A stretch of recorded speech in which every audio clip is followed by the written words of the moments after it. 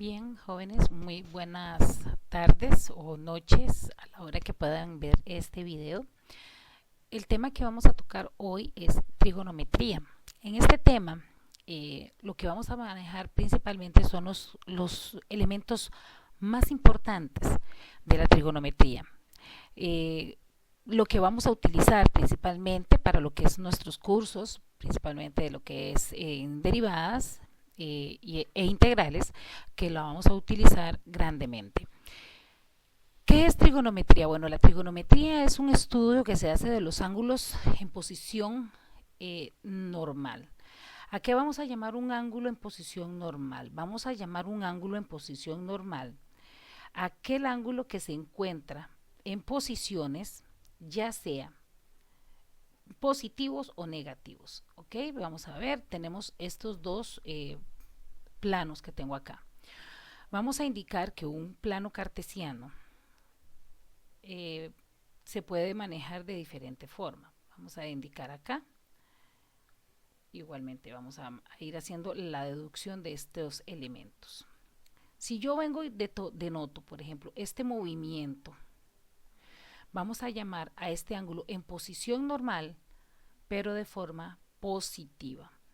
¿Cuándo está positiva? Cuando el movimiento del ángulo, de la línea terminal, que en este caso va a ser esta, está en contra de las manecillas del reloj. Y cuando tengo este movimiento a favor de las manecillas del reloj, este es el lado terminal del ángulo, vamos a decir que este ángulo es un ángulo de forma negativa. Entonces, puedo encontrar también cómo voy a localizar esos planos o cómo voy a encontrar los diferentes elementos que voy a encontrar. Vamos a omitir, por ejemplo, en estos planos cartesianos que tengo aquí los numeritos, porque lo que necesito más que ver los numeritos es realmente analizar la postura de cada uno de los elementos. Si tenemos, por ejemplo, un ángulo en forma positiva, vamos a encontrar en el eje de arriba, en la parte positiva de la X, vamos a encontrar 90 grados. Acá en la parte negativa de Y de X vamos a encontrar 180 grados. En la negativa de Y vamos a encontrar 270 grados. Y si damos el giro completo, encontramos a 360. Esto es en términos de grados sexagesimales, que es los grados a nivel de la bolita, que le ponemos esta bolita aquí encima, ¿verdad? Si fuera negativa, decimos que en la inferior vamos a tener a menos 90 grados, acá tenemos menos 180 grados, en la superior tenemos menos 270 grados, y cuando hace el giro completo a favor de las manecillas del reloj, vamos a tener menos 360 grados. Repetimos, esto es cuando tengo ángulos sexagesimales. ¿Qué sucede si vamos a manejar ángulos pero de forma de radián? Vamos a sacar nuevamente un par de planos cartesianos más y vamos a decir, ok, si yo tengo, vamos a poner un ejemplo, acá voy a tener pi medios, aquí voy a tener pi, aquí voy a tener 3 pi medios, y al girar completamente vamos a tener 2 pi. Esto es si fuese positivo. Si fuese negativo, vamos a ir entonces menos pi medios, vamos a tener menos pi, menos 3 pi medios, y al girar completamente tenemos menos 2 pi. Esta es la forma en que yo voy a visualizarlos en forma de radianes. Ahora, ¿qué es un radián? ¿Qué es un grado sexagesimal? Cuando hablamos de pasar de un grado, ¿o qué es un grado? Decimos que el grado sexagesimal es porque su base principal es de 360 grados. este movimiento que va a girar completamente. Y de ahí, posteriormente, lo que me van a dar son grados o son referentes al principal. Eso es importantísimo. También vamos a tener en grados que ya no se llaman grados como tales, sino que se van a llamar radianes. El radian lo que es una forma de ver el grado, porque como decía, el grado sexagesimal es el que yo voy a encontrar en un plano en movimiento circular. En cambio, el radian yo lo puedo establecer en una recta numérica. Esa es la forma de poder diferenciar un grado sexagesimal a un grado radian. Ahora, ¿cómo puedo trabajar con ellos? Es traspasando un grado a un radian. Entonces, ¿qué es lo que vamos a proceder a realizar? Muy sencillo, tenemos formulitas establecidas para ese caso. Si yo voy a pasar de grados a radianes, esta es la fórmula, voy a decir que esto se maneja. Si yo les doy un número cualquiera en grados, lo voy a multiplicar por pi entre 180. Es importante saber que este pi en ningún momento yo lo tengo que aproximar, porque desde que estamos en primaria se nos enseña de que pi es 3,14, pero hay que recordar que pi es un número irracional, el cual nunca tiene final sus decimales. Por lo tanto, lo que vamos a establecer es que pi lo vamos a dejar con esa nomenclatura, pi, nada más. Entonces, por ejemplo, si yo tengo 45 grados y yo lo quiero pasar a radianes, voy a multiplicar pi entre 180 por el 45. Esto realmente es 45 sobre 180 y simplemente lo que hago es ir colocando el pi a la par. Si yo a 45 lo divido entre 180, esto me va a dar pi cuartos. Entonces vamos a decir que 45 grados sexagesimales en nomenclatura de radianes va a ser pi cuartos.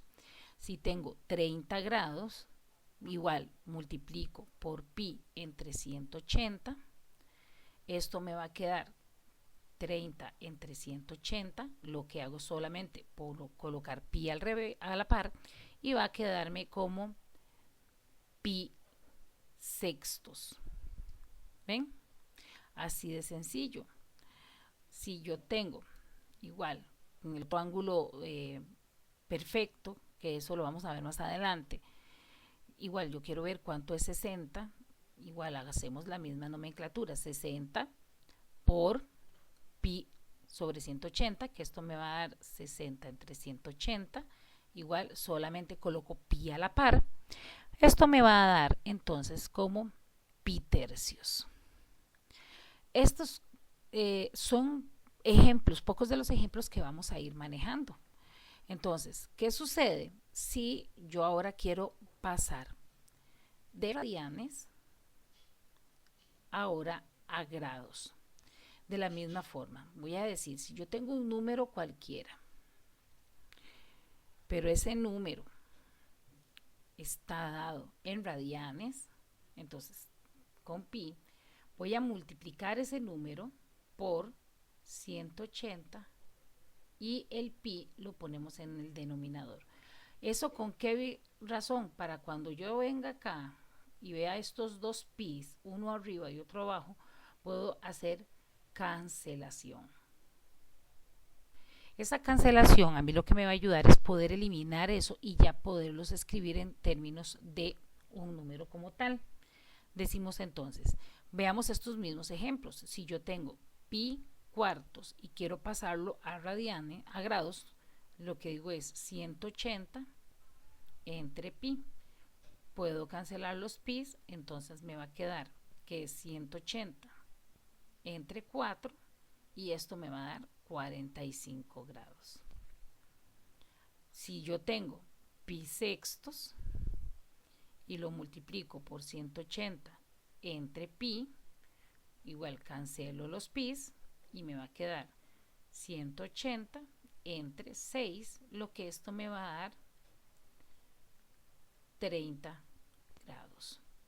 Igualmente, si yo tengo pi tercios y yo lo multiplico entre 180 entre pi, cancelo los pis y me queda 180 entre 6 para que me dé, entre 3 para que me dé 60 grados. Esta es la forma en la que se pasan de grados a radianes y de radianes a grados.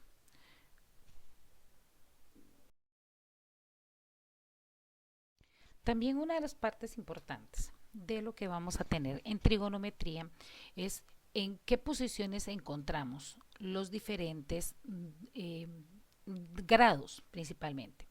Vamos a tener acá, vamos a tener grados. Entonces, como les había indicado anteriormente, aquí tengo 90, aquí voy a tener a 180, acá voy a tener a 270 y el giro completo va a ser 360, que aquí mismo también inicia a 0 grados, ¿verdad? Acá vamos a tener lo que son los radianes. En los radianes vamos a tener en el vertical pi medios, vamos a tener pi, vamos a tener 3 pi medios, 3 pi medios, y el giro completo va a ser 2 pi. Igual recordemos que aquí tenemos 0 pi, ¿verdad? Donde nace y donde terminan es igual. Vamos a indicar que cada una de estas posiciones tienen nombre en los dos. Acá vamos a llamar que este es el primer cuadrante. Tenemos aquí que es el segundo cuadrante. Aquí vamos a tener el tercer cuadrante y acá el cuarto cuadrante. En las posiciones, tanto en radianes como en grados, se manejan exactamente igual. Los cuadrantes para reconocimiento de ángulos. ¿Cómo voy a decir reconocimiento? Bueno, ¿cómo voy a encontrarlos? Perfecto. Teniendo esto presente, voy a decir, bueno, ¿cómo organizo esta parte? Si yo tengo, por ejemplo, ángulos, voy a decir que de 0 grados a 90 grados voy a estar en el primer cuadrante.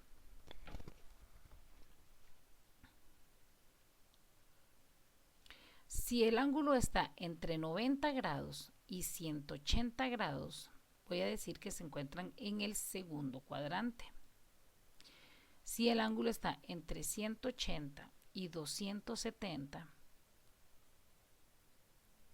vamos a decir que se encuentra en el tercer cuadrante. Y si está de entre 270 y 360, va a estar en el cuarto cuadrante. Igual, vamos a verlo ahora para radianes. Si tengo en 0 pi hasta pi medios, está en el primer cuadrante. Si está entre pi medios y está entre pi, estará en el segundo cuadrante. Si está de pi a pi medio, 3 pi medios, perdón, vamos a decir que se encuentra en el tercer cuadrante. Y si está de 3 pi medios a 2 pi, se encuentra en el cuarto cuadrante. ¿Para qué me funciona esto? Porque esto me va a ayudar también para poder determinar cuáles son los ángulos de referencia para los diferentes ángulos que vamos a ver más adelante. ¿Ok? Viendo esto también y analizando la parte de los ángulos negativos y positivos, procedemos a ver otro temita también que va de la mano con ese elemento, que serían los ángulos coterminales.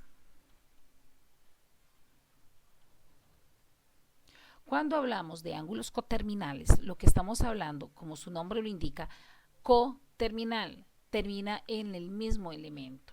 Entonces vamos a irnos ayudando acá con un planito cartesiano por acá, y vamos a decir, por ejemplo, si yo tengo un ángulo en esta posición, vamos a indicar que este es mi ángulo terminal. Entonces, Si este ángulo viene para acá, o sea, es un ángulo positivo, y yo tengo otro ángulo hacia acá, en ángulo negativo, vemos que los dos terminan en el mismo punto. Vamos a dar un ejemplo. Si yo tengo, por ejemplo, acá, que el ángulo positivo está en 120 grados, es coterminal con un ángulo de menos 210 grados, 240 grados, perdón.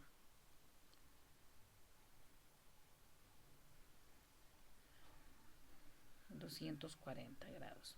¿Por qué motivo? Porque entonces vamos a decir que este que está aquí en positivo va a ser en 120 y este que viene acá en positivo va a quedarme en menos 240 grados.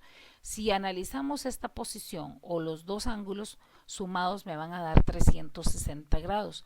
Eso quiere decir que el giro se está dando pero en otra posición. ¿Ok? Entonces, lo que vamos a hacer es que se completen entre ellos a 360 grados. ¿Qué sucede si lo que estoy trabajando es un ángulo en radianes? Exactamente igual. Vamos entonces a analizarlo. Tenemos acá otro planito cartesiano. Vamos a decir, tengo acá un ángulo. Vamos a hacer un ángulo acá en esta posición igual.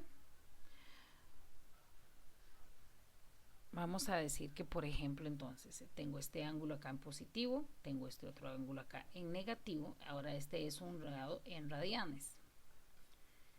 Entonces vamos a decir que este es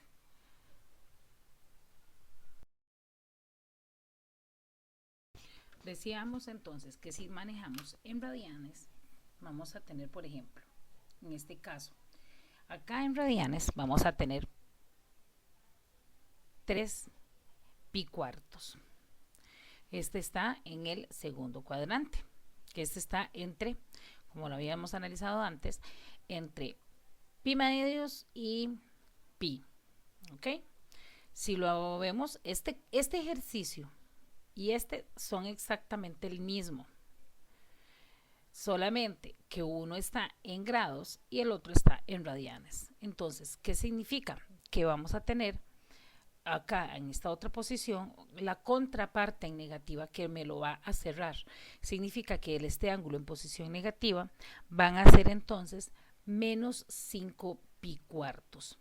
Y estos dos ángulos van a ser ángulos coterminales, o sea que terminan en la misma posición. Continuando con los temas, también un ángulo de importancia y mucha relevancia son los ángulos cuadrantales. Cuadrantal. ¿Qué es un ángulo cuadrantales?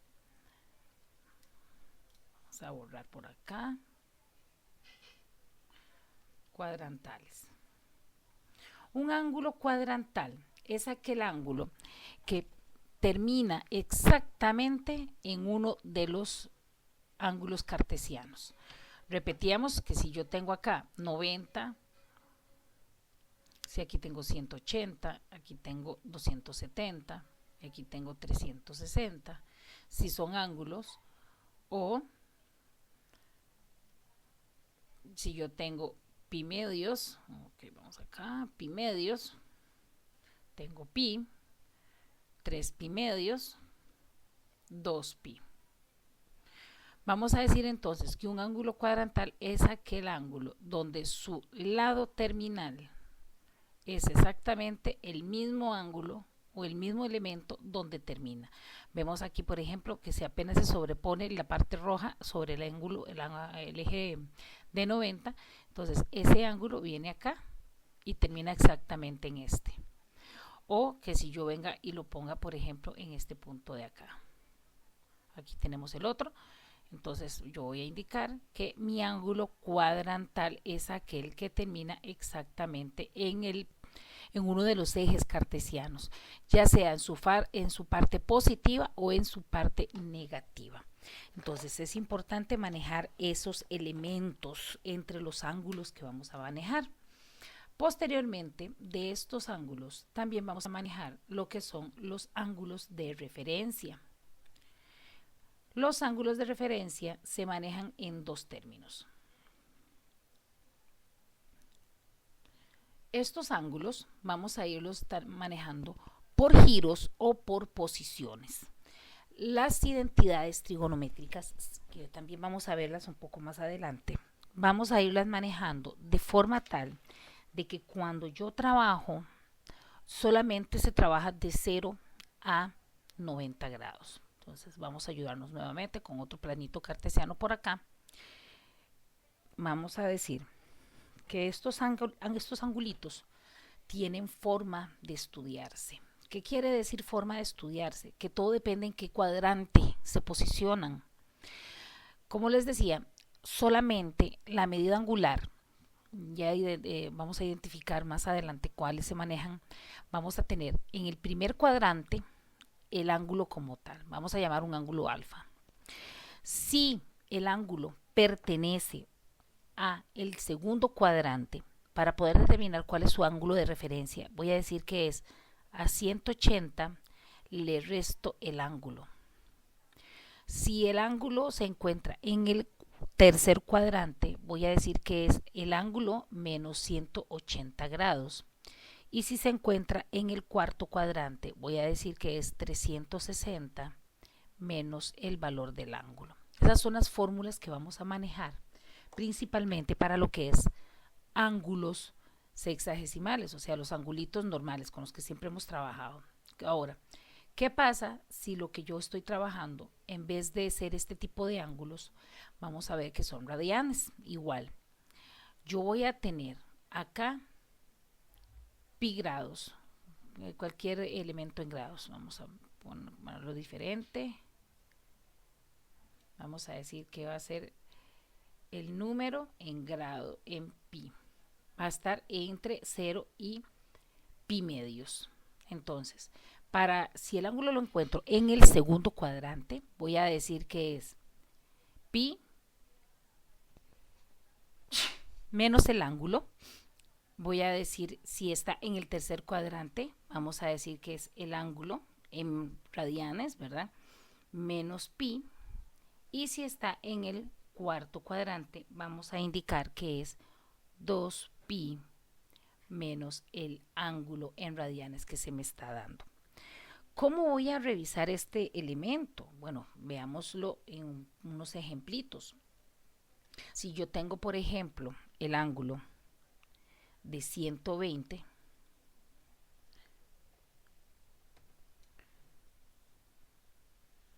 acá, 120 grados, y yo quiero saber cuál es su ángulo de referencia. Entonces, si yo analizo este elemento, yo lo voy a tener, o este valor numérico yo lo voy a tener en el segundo cuadrante. ¿Por qué? Porque es mayor que 90, pero menor que 180. Entonces, cuando yo encuentro esa posición que va a estar entre 90 y 180, que sería en esta posición, vamos a decir entonces que va a ser a 180 le resto el ángulo, que en este caso van a ser 120. Eso me va a dar como resultado de 60 grados. Entonces mi ángulo de referencia sería 60.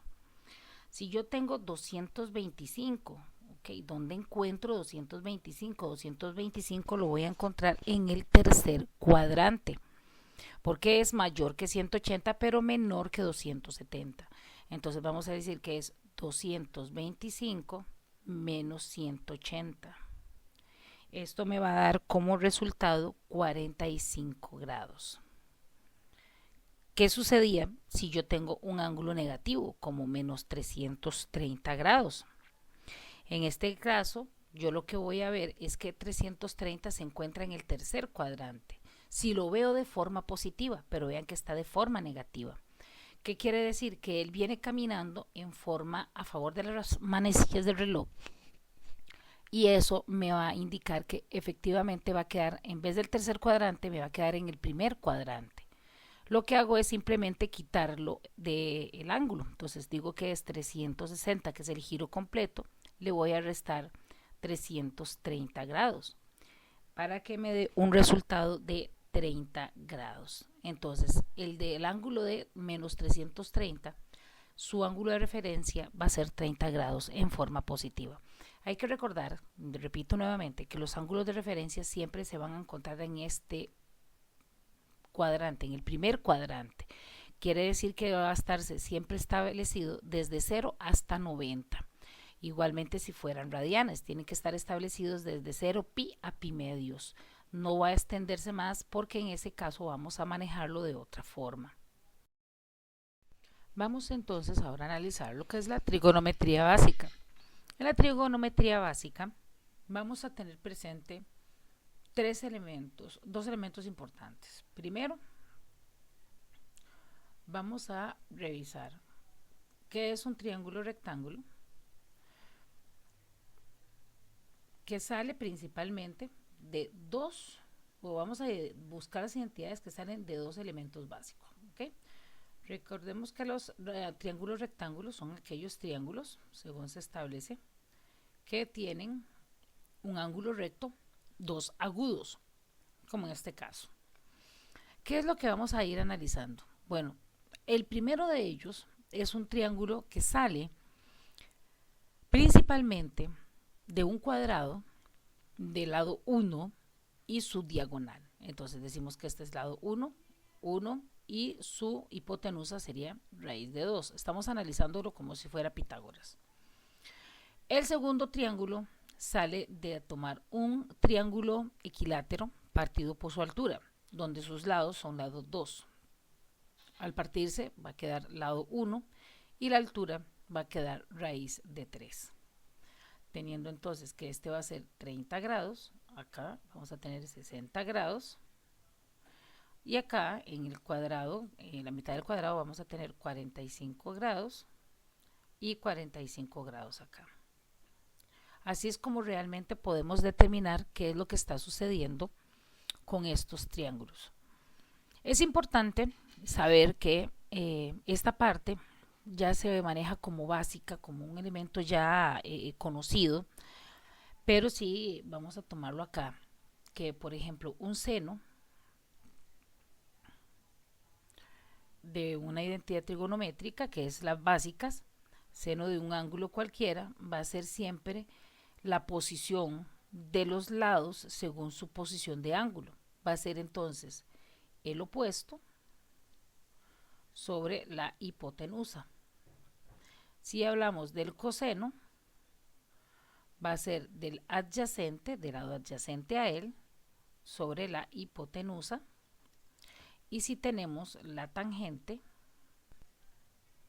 vamos a poner acá la tangente, va a ser el opuesto sobre el adyacente. Ahora bien, ¿para qué es que nos funciona esto? Para yo poder identificar cómo se logran o cómo se sacan las medidas angulares de los ángulos que se le conocen como los ángulos especiales, que son los que tenemos aquí, 45, vamos a irlos viendo, que son 45, 45, 30 y 60. Esos son los ángulos especiales y ellos salen también de esta posición. Veamos, seno y opuesto hipotenusa, coseno es adyacente hipotenusa, tangente opuesto adyacente. Ahora bien, ¿qué es lo que vamos a realizar acá? Vamos a ir realizando una tablita donde ellos lo que me hacen es ir localizando la numeración para ayudarme cómo se colocan. ¿Ok? Vamos a tener entonces, si yo tengo los ángulos, vamos a ponerlos acá en esta parte, igual acá, vamos a poner aquí para que nos ubiquemos. Vamos a tener aquí 45, vamos a tener 30 y vamos a tener 60 grados.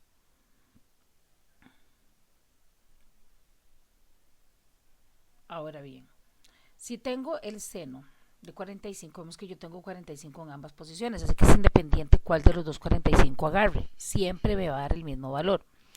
Opuesto hipotenusa, si yo veo, el opuesto siempre es el que yo tengo frente a mí, ¿verdad? Y la hipotenusa siempre va a ser el lado más largo. En este caso va a ser 1 sobre raíz de 2. Igual seguimos trabajando con 45. Vamos a trabajar primero los 45. En el coseno, igual adyacente, hipotenusa. Adyacente, voy a decir que es el que está a la parcita mía. Ese va a ser adyacente. Y la hipotenusa, igual, su lado más largo. Por ende, vamos a decir que el coseno va a ser también igual 1 sobre raíz de 2. Y la tangente es opuesto adyacente. Ya vemos que opuesto es el que tengo al frente, adyacente el que tengo al lado. 1 sobre 1 sería siendo 1. Ahora vamos con 30 grados. El seno de 30, vamos a ver que el seno lo tengo acá arriba. Vamos a decir, seno va a ser opuesto. Opuesto igual, no decimos que es el lado que tengo al frente, el cateto que tengo al frente, y la hipotenusa el lado más largo. Entonces voy a decir que es 1 sobre 2. El coseno, igual vamos a decir que es el adyacente, que es el que tengo aquí en la parcita, ¿verdad? De él. Y vamos a decir que es adyacente sobre hipotenusa, que sería entonces raíz de 3 sobre 2. La tangente sería opuesto adyacente, sería entonces 1 sobre raíz de 3. Vamos con 60, en este caso 60 ahora lo posicionamos abajo. Veamos entonces que opuesto sería entonces raíz de 3 sobre 2. El coseno de 60 sería el adyacente sobre hipotenusa, sería 1 sobre 2.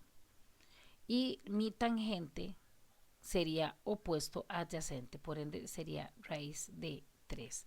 Si vemos y analizamos un poquito esta tablita que tenemos aquí, esta tablita lo que me va a ayudar es a poder visualizar cómo se acomodan senos, cosenos y tangentes según el ángulo que se posiciona. En este caso, como les decía, lo que tengo es un ángulo que se le llama ángulos especiales, pero esta misma forma funciona para cualquier ángulo, de 40, de 50, de 70, etcétera, etcétera, etcétera, para que me permita poder hacer así la valoración. Ahora, ¿qué es lo que sucede con esto? Que yo partir de aquí, yo puedo tener ahora presente unos elementos importantes. Voy a manejar mis recíprocos. ¿Qué es un recíproco? Un recíproco es agarrar los que tengo aquí y darles vuelta. Del seno, el recíproco del seno sería la cosecante del ángulo. Del coseno sería la secante del ángulo. Y de la tangente voy a tener la cotangente como el recíproco. Si analizamos el cosecante, que sería es el seno o lo inverso del seno, también se le conoce. Vean que el seno es hipotenusa sobre opuesto. Entonces lo que voy a decir es que este va a ser entonces hipotenusa sobre el opuesto. Lo que hago es girarlos. El secante sería entonces, vean que el coseno sería el opuesto, la inversa de coseno. Entonces vean que el coseno es adyacente hipotenusa. Sería entonces hipotenusa sobre adyacente. Y la cotangente es opuesto sobre adyacente. Entonces mi cotangente viene siendo entonces adyacente sobre hipotenusa. Eso es importante manejarlos porque también me va a funcionar para otros elementos muy importantes como lo son las diferentes identidades trigonométricas que vamos a trabajar.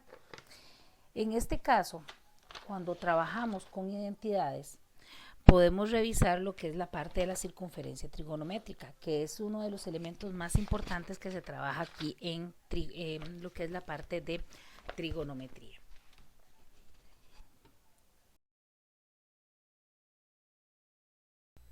Vamos ahora a continuar con lo que es la parte de la igual trigonometría, pero ahora analizando el círculo trigonométrico. Aquí tenemos un ejemplo de un plano cartesiano. donde tengo, siempre voy a marcar estas partes, ¿verdad? Que reconoce la parte positiva de los ejes. Vamos a indicar que cada uno de estos puntos es 1, 1, menos 1 y menos 1. Esta circunferencia, como podemos observar, entonces es de radio 1, ya que en los 4 ejes está tocando el punto número 1. Si yo coloco un punto, una línea que viene desde el eje hacia cualquier punto, podemos observar que es de radio 1, porque recordemos que un radio en una circunferencia es toda aquella línea que parte desde el centro y toca cualquier punto de la circunferencia. Si analizamos este punto que tenemos aquí, ir bajo de forma perpendicular hacia el eje, me va a formar un triángulo rectángulo. Este triángulo rectángulo realmente lo que tenemos es basándonos en lo que estuvimos analizando en el ángulo de un rectángulo para poder determinar seno, coseno y demás. A nivel trigonométrico, aquí siempre vamos a tener que en esta parte que son de las X, vamos a tener aquí a coseno, y esta parte que es acá de las Y, en esta parte vamos a tener aquí a seno. Entonces, este punto que tenemos aquí va a ser el punto coseno, seno, porque recordemos que un punto de la recta numérica es X, Y. ¿Qué quiere decir o para qué partimos en esta parte? Porque vamos a partir que cuando yo tengo esto muy establecido, yo puedo decir que los conceptos básicos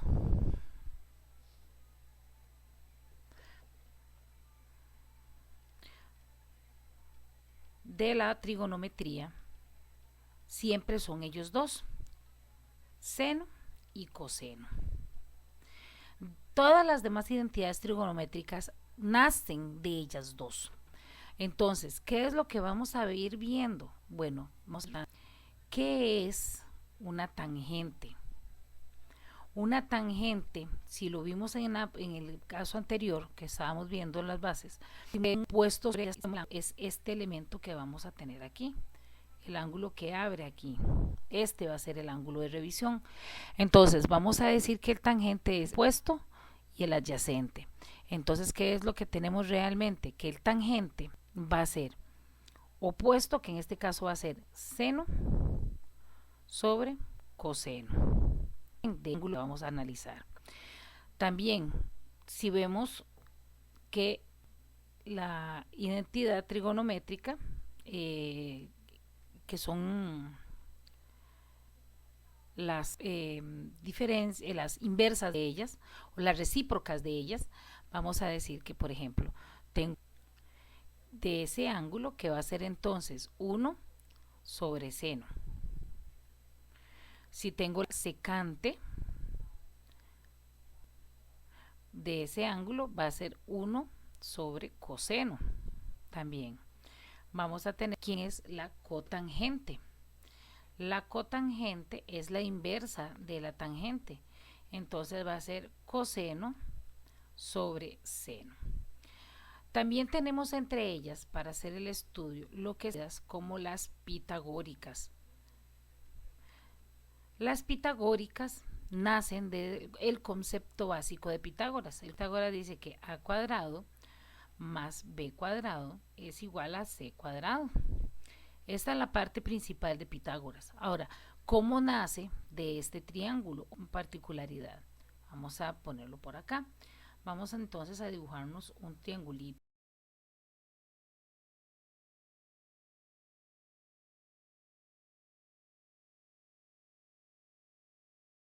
Vamos a decir que si este es el ángulo revisando, entonces, y recordemos que en Y voy a tener a seno y en X voy a tener a coseno y mi hipotenusa es 1.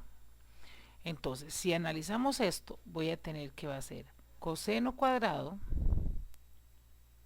más seno cuadrado me va a dar igual a 1, basándonos en Pitágoras. ¿Ok?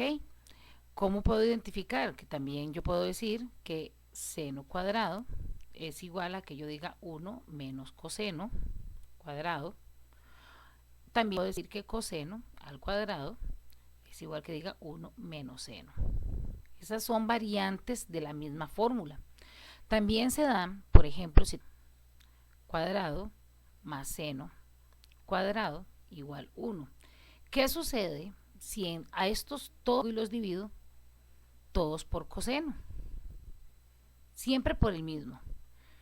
Y tienen que ser cuadrados. ¿Por qué? Para manejar un régimen igualitario. Y lo que yo le haga a un lado del igual, le hago al otro lado exactamente lo mismo. ¿Qué sucede aquí? Que tenemos más seno sobre coseno, que vimos anteriormente, que es la tangente.